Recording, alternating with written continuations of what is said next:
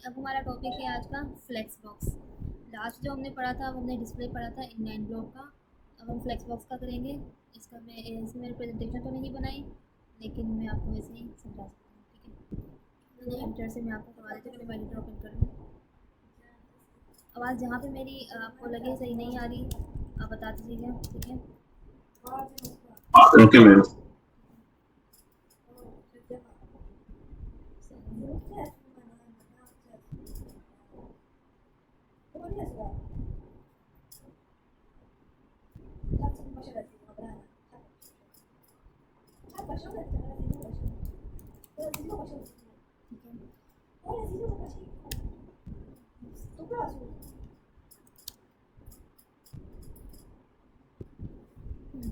देखिए, इससे पहले हमने एक प्रॉपर्टी पढ़ी थी डिस्प्ले इनलाइन की। डिस्प्ले इनलाइन में क्या था हमारे पास कि जो भी हम डिप्स बनाते हैं, एलिमेंट्स बनाते हैं, इनलाइन ब्लॉक हमने पढ़ा था इसमें, और इनलाइन पढ़ा था। और दूसरा तीसरा इसमें क्या था, इनलाइन कर सकते हैं, इनलाइन ब्लॉक कर सकते हैं और नन कर सकते हैं। इस तरह से हमने कुछ चीज़ें पढ़ी थी इसमें। और ब्लॉक पढ़ा था हमने, नन भी कर सकते हैं और ब्लॉक कर सकते हैं। इसमें हम एलिमेंट्स को जब भी हमें एक ही रो में लेकर आना होता है तो हम डिस्प्ले की प्रॉपर्टी यूज़ कर देते हैं। चाहे वो एक ब्लॉक लेवल एलिमेंट हो, चाहे वो कोई भी एलिमेंट हो, वो इस तरह से डिस्प्ले हो जाता है। फॉर एग्जांपल, जैसे अगर मैंने एक एग्जांपल बताई थी आपको। मैम स्क्रीन शेयर कर दें पहले। ओ, मुझे लगा स्क्रीन शेयर है। चले, अच्छा किया बता दिया।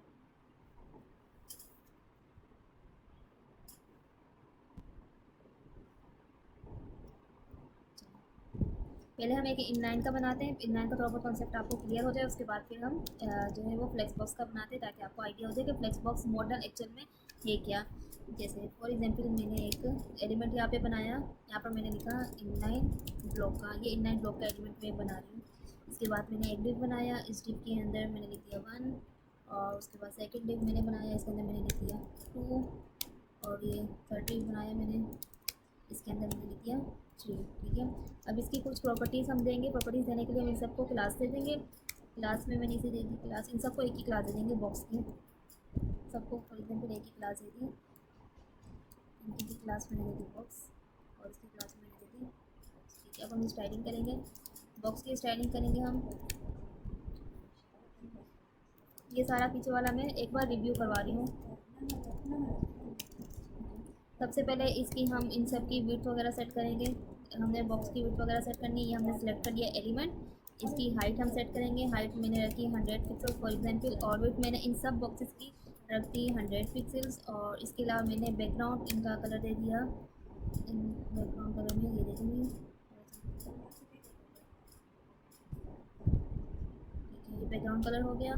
और उसके बाद चलिए बैकग्राउंड कलर यहाँ तक करके हम देखते हैं कहाँ तक चलेगा।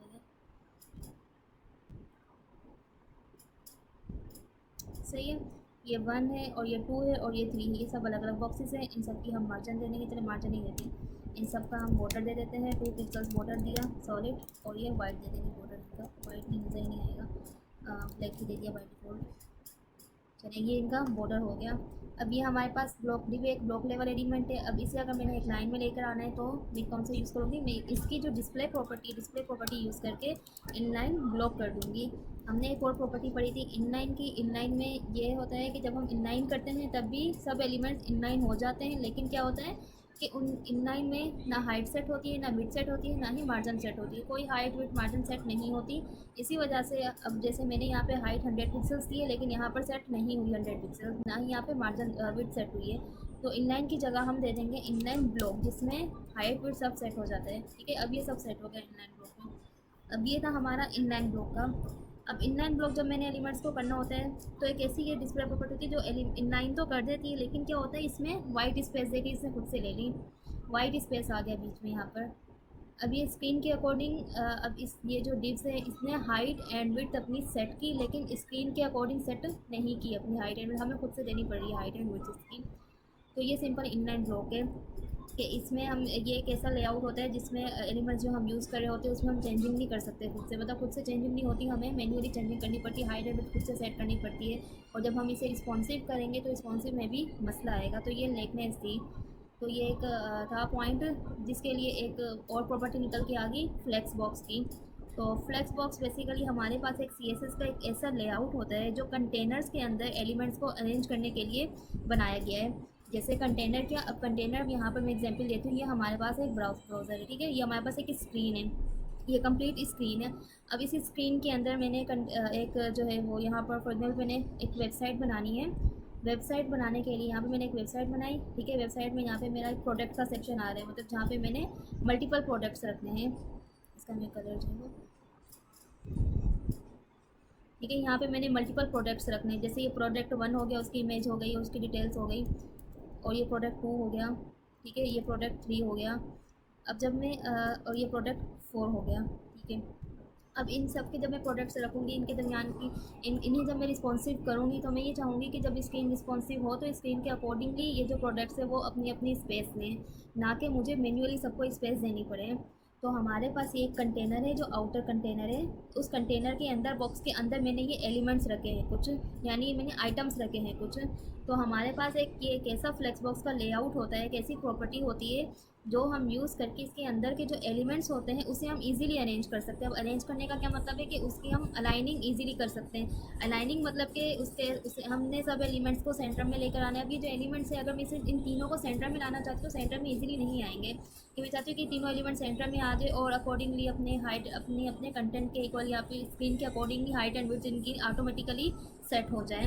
तो ये सब फ्लेक्स बॉक्स में पॉसिबल है, लेकिन इनलाइन ब्लॉक में ये सब पॉसिबल नहीं है। तो फ्लेक्स बॉक्स में ये सब चीज़ें ईजी हो जाती हैं हमारे पास, ठीक है। यहाँ तक था, ये इनलाइन था। अब मैं आपको फ्लेक्स बॉक्स का करके दिखाती हूँ। फ्लेक्स बॉक्स में सबसे पहले हमारे पास आ जाती है फ्लेक्स जब भी हम फ्लेक्स बॉक्स किसी कंटेनर को देना चाहते हैं, एलिमेंट्स को देना चाहते हैं, तो हम किन एलिमेंट्स को देना चाहेंगे? हम उन एलिमेंट्स को देना चाहेंगे जिनके अंदर के आइटम्स, यानी कि जो अंदर के प्रोडक्ट सेक्शन हो गए या कोई भी ऐसा सेक्शन हो गया जिनके आइटम्स को हम अरेंज करना चाहते हैं, अलाइनिंग इनके हम अरेंज करना चाहते हैं, तो हम एक कंटेनर बनाएंगे सबसे पहले। तो यहाँ पर मैं इन सब कोड को फ़िलहाल के लिए कर देती हूँ साइड, और मैं यहाँ पर मैंने यहाँ पर क्या करना है,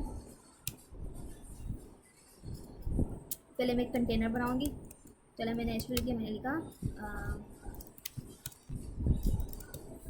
फ्लेक्स बॉक्स लेआउट, ठीक है। अब इसमें मैंने एक कंटेनर बनाया फ्लेक्स कंटेनर के नाम से। अब ये कंटेनर बन गया लाइक ये आपका इस तरह से एक ये ब्राउज़र है, ठीक है, ये जो ग्रीन वाला है ये कंटेनर बन गया एक तरह से, ठीक है। और ये अभी चाइल्ड हमने एलिमेंट्स यानी कि जो इनके वो हमने क्रिएट की, ये एक आप अभी हमने क्या बना लिया, कंटेनर बना लिया।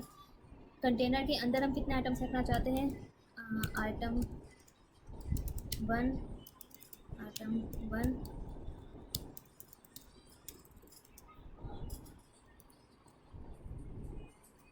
2, 3, 4 एंड 5। हमारे पास हो गया फ्लेक्स बॉक्स, ठीक है। अब सबसे पहले हम क्या करेंगे, यहाँ पे बॉक्स को रिमूव कर देंगे। अब फ्लेक्स कंटेनर को, इन सब आइटम्स को हमने फ्लेक्स बनाने के लिए, फ्लेक्स यानी कि इक्वल बनाने के लिए जो हमारे पास कंटेनर होता है उसे हम एक प्रॉपर्टी देंगे। यहाँ पे मैंने फ्लेक्स कंटेनर लिखा।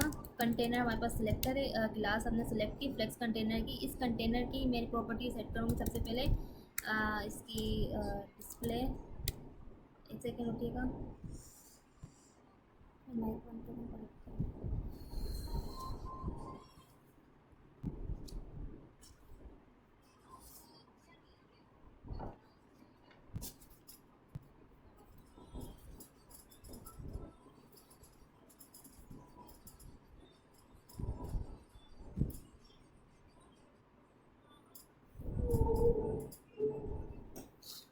ठीक है, यहाँ पे डिस्प्ले फ्लेक्स पे कर देंगे हम, डिस्प्ले फ्लेक्स, और इसके बाद इसकी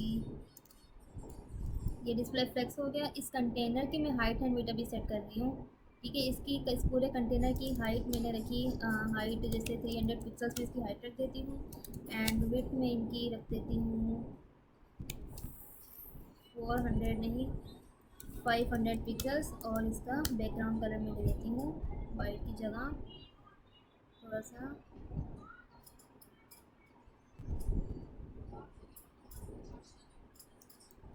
ठीक है। ये हमारे पास हो गया कंटेनर के कलर्स, ठीक है। ये हमारे पास कंटेनर आ गया, एक कंटेनर को मैंने बड़ा किया हुआ था, ये कंटेनर बन गया। कंटेनर के अंदर देखें ये 1, 2, 1 2 3 4 5 आइटम्स हो गए हमारे पास, 1 2 3 4 5। ठीक है, अब इन सब के हम बैकग्राउंड कलर दे देंगे 1। मैं इनकी क्लासेस चेंज कर देती हूँ ताकि आपको सही से समझ आए। 3 एंड 4 एंड 5।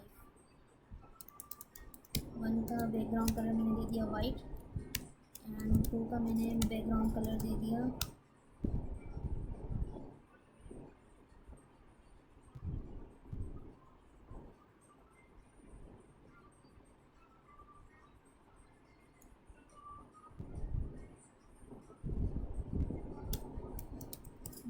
का मैंने बैकग्राउंड कलर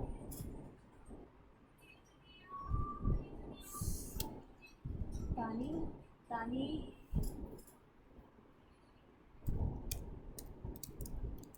4 इसका बैकग्राउंड कलर मैंने दे दिया थोड़ा सा ग्रीनिश,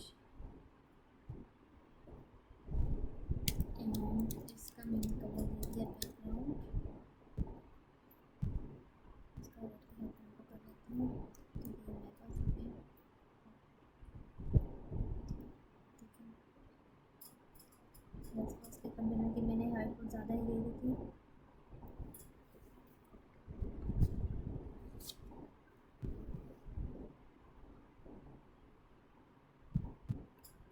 मैंने हाइट दी है, एंड मैं इसकी विड्थ कर दे देती हूँ 700 का, और इसकी हाइट मैंने 200 दी थी। इसके स्क्रीन के बारे में कुछ रखा हुआ है क्या? 1 2 3 4 5 1 2 3 4 5 है तो बिल्कुल सही थी, इसमें से क्यों नहीं आ रहे सेट हो रहे। डिस्प्ले फ्लेक्स मैंने कर दिया। ठीक है, सही सही सही। ये देखिए, अगर मैं यहाँ पे इनलाइन ब्लॉक करती हूँ, देखिए इनलाइन ब्लॉक में ये सारे अरेंज हो गए इस तरह से, अपनी अपनी उन्होंने हाइट एंड विड्थ चेक कर ली। और एक मसला एक इशू हो गया, एक सेकंड रुकिएगा, मुझे इशू सेट करने दें।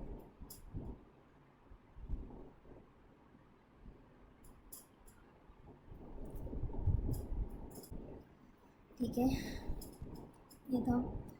देखिए अब हमने फ्लेक्स कंटेनर अभी फ़िलहाल हम इनलाइन ब्लॉक हमने बनाया था, इसकी डिप की हम इन सब की 1 2 जितने भी हमने बॉक्सेस बनाए इन सब की हम हाइट एंड विड्थ सेट करेंगे। इन सब की हाइट एंड विड्थ सेट करने के लिए मैंने जस्ट एक डिप लिखा, डिप में मैंने कहा कि जितनी भी डिप्स हैं इन सब की हाइट जो है वो ईच डिप की 100 पिक्सल्स हो जाए, एंड विड्थ ईच डिप की जो विड्थ है वो भी 100 पिक्सल्स हो जाए।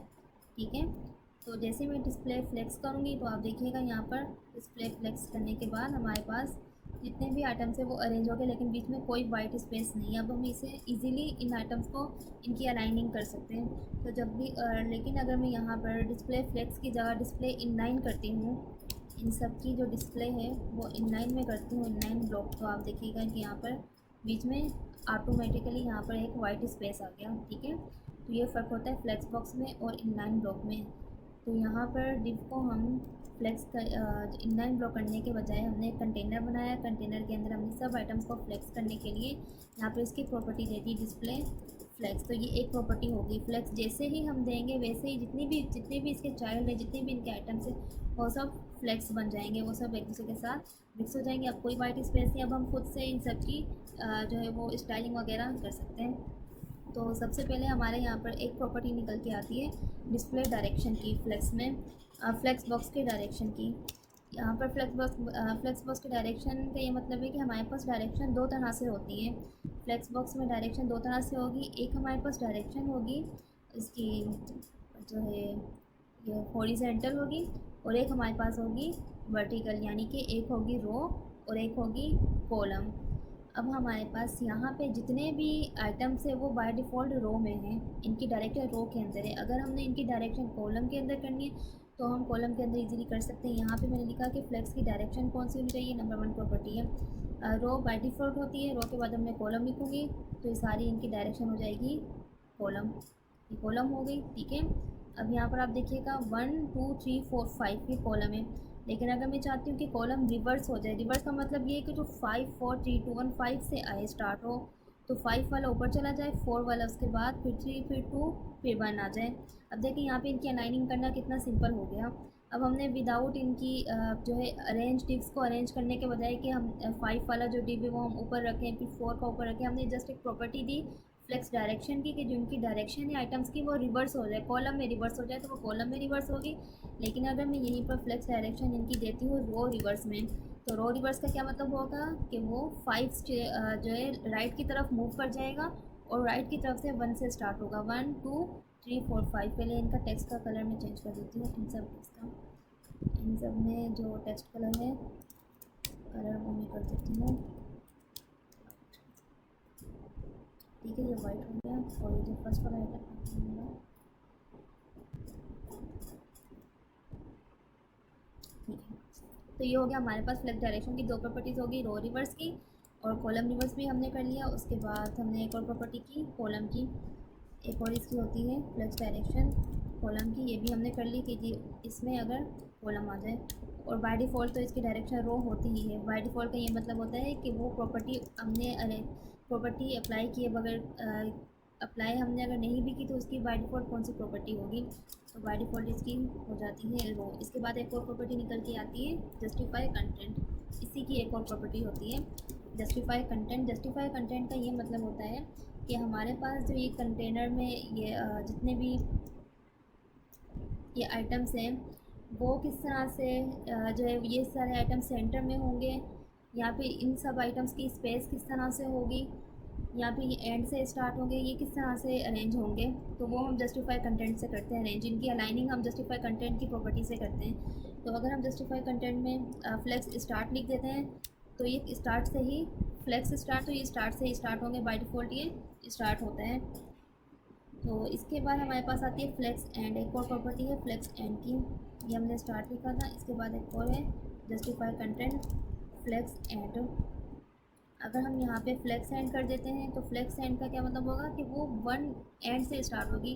अब फ्लेक्स एंड में और हमने जो रो रिवर्स किया था इसमें फ़र्क है, रो रिवर्स में हमारा राइट की तरफ से मूव हो गया था, लेकिन वो राइट से हमारा जितने भी आइटम्स थे वो राइट स्टार्ट में 5 आ रहा था, फिर 4 आ रहा था, फिर 3 फिर 2 इस तरह से 1 आ रहा था। लेकिन जब हम यहाँ पे फ्लेक्स एंड करते हैं तो हमारे जितने भी आइटम्स होते हैं वो राइट की तरफ मूव कर देते हैं, लेकिन इनकी पोजीशंस चेंज नहीं होती। पोजीशंस ये स्टार्ट ये आइटम 1 से देखिए, item 1 number 2 number 3 number 4 number 5 से ही होंगे।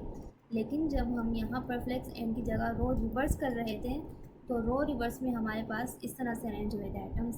तो रिवर्स में और फ्लेक्स एंड में फ़र्क होता है। तो ये हमारे पास फ्लेक्स एंड की एक और प्रॉपर्टी होगी, ठीक है। इसके बाद अगर हम ये चाहते हैं कि इनके जितने भी हमारे पास आइटम्स हैं ये सब सेंटर में आ जाएं, तो यहाँ पर हम एक और प्रॉपर्टी यूज़ करते हैं जस्टिफाई कंटेंट की सेंटर। ये सेंटर लिखेंगे हम, जितनी प्रॉपर्टीज है वो सब सेंटर में आ जाएंगे। सेंटर के बाद एक और प्रॉपर्टी हमारे पास आती है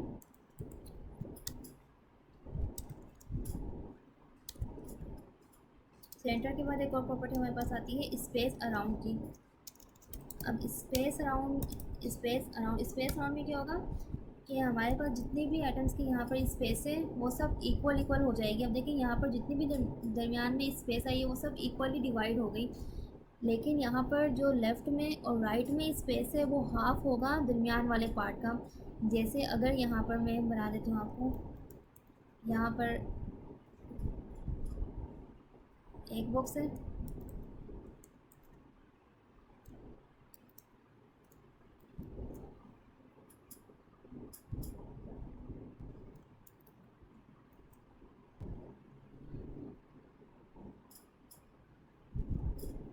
टू हो गया और ये हमारे पास 3 हो गया और ये 4 हो गया, ठीक है। अब इनके दरमियान में जो स्पेस आई है इन सब एलिमेंट्स के दरमियान में वो इक्वल स्पेस आई है, लेकिन यहाँ पर जो लेफ़्ट एंड राइट में स्पेस है वो हाफ होगा। जो दरमियान में हमारे पास स्पेस होगी इसका हाफ होगा। कि अगर इसमें 4 पिक्सल्स स्पेस आई है फॉर एग्जांपल, तो 2 यहाँ पर इसकी जो स्पेस होगी वो 2 पिक्सल्स होगी। जैसे यहाँ पर अगर फॉर एग्जांपल 50 पिक्सल्स स्पेस है, यहाँ पर 50 पिक्सल्स स्पेस है।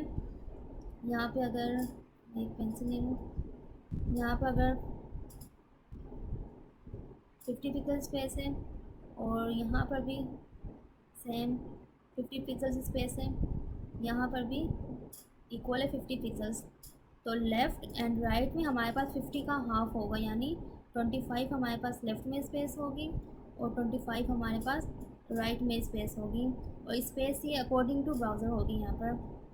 अब इस ब्राउज़र को जितना भी, ये देखें ब्राउज़र हमारे पास स्क्रीन का साइज़ जितना भी होगा, लेकिन स्पेस सबकी इक्वल ही रहेगी। देखिए स्क्रीन इक्वल, स्पेस हमारे पास इक्वल ही रहेगी है। तो ये हमारे पास एक प्रॉपर्टी हो जाएगी अलाइनिंग करने की, स्पेस अराउंड।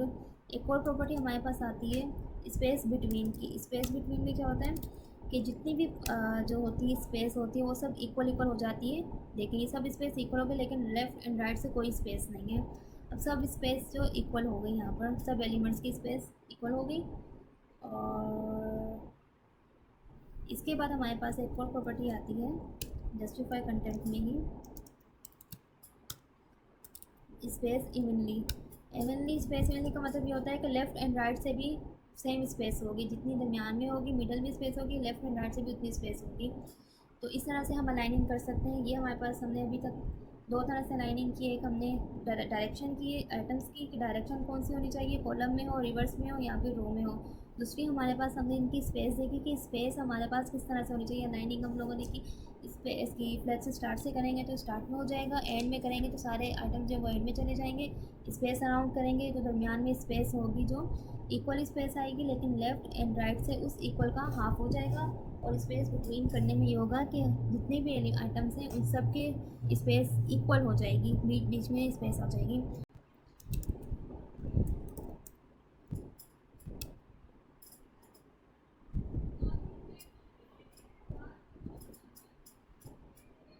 देखें यहाँ पर फ्लेक्स रैप एंड रैप देखें कि रैप में नो रैप में ये होगा कि ये डिफ़ॉल्ट वैल्यू होती है। यहाँ पर flex items will not wrap नहीं होंगे, and will remain on a single line, के सिंगल लाइन में ही रहेंगे।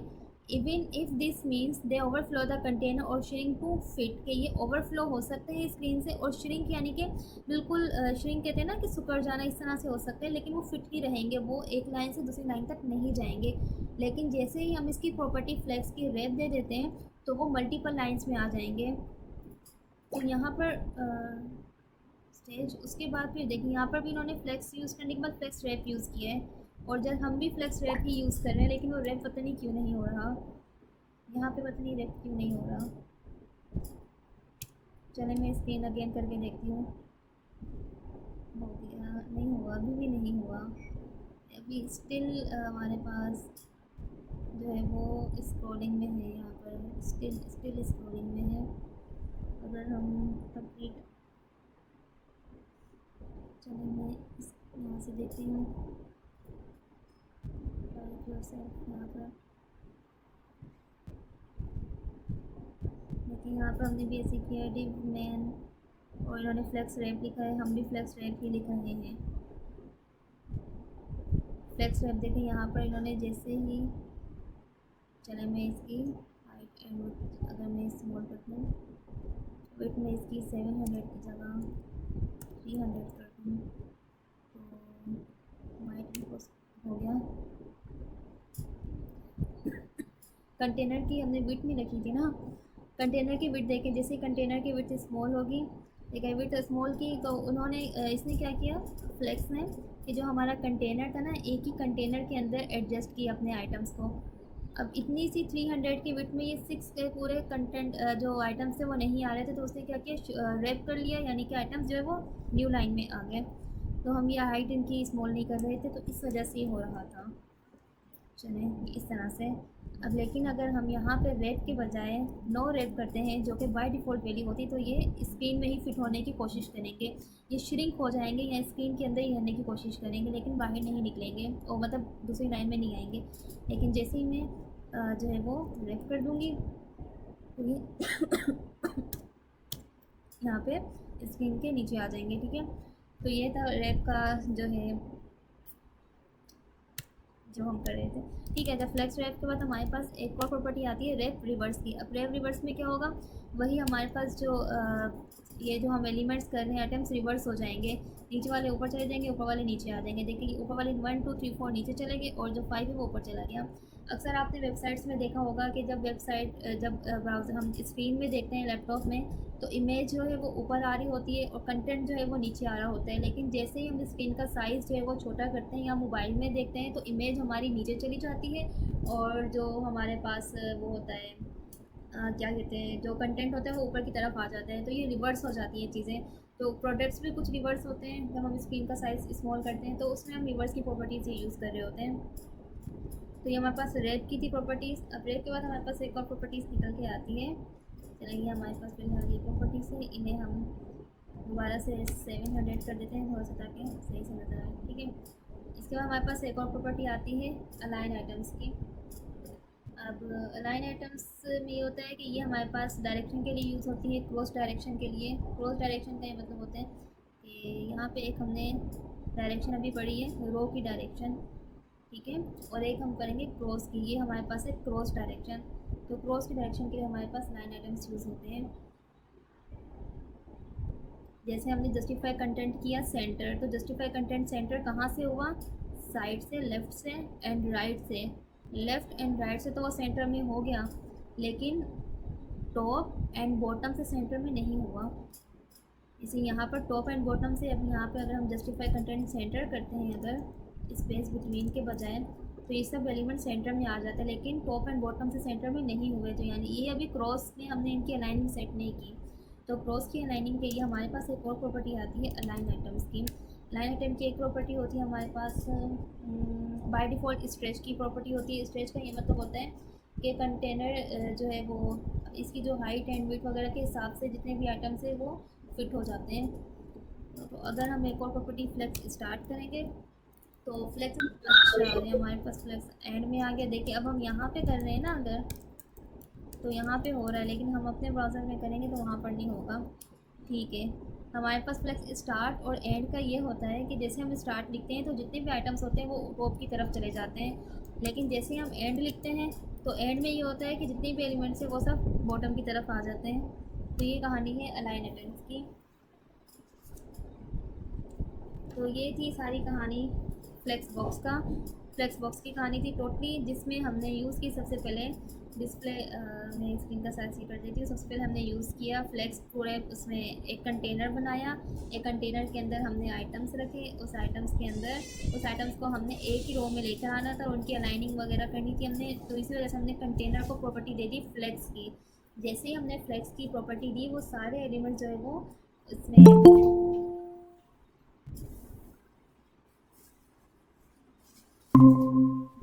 बादशाह, अब तो क्लास एंड होने वाली है और आप अब आए हो।